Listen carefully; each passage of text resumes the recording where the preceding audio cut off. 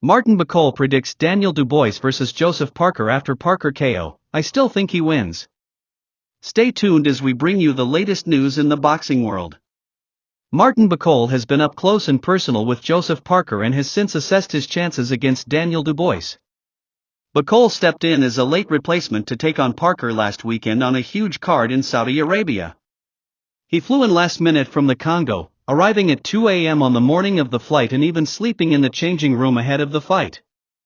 Parker was due to be getting a shot at the IBF world title in possession of Dubois, however DDD took ill days before and was withdrew from the card.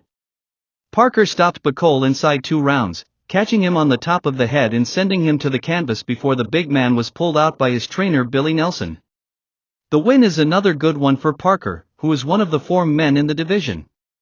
In his 2 previous fights, he came through a double knockdown acre against Zhilei Zhang to secure a points win, and managed to stay clear of the power of Deontay Wilder to also pick up a points victory over the American. Parker is now hoping he will still get his shot at Dubois as soon as he is fit and well. Speaking to the Stomping Ground, Bakole was asked who he thought would have won between Parker and Dubois.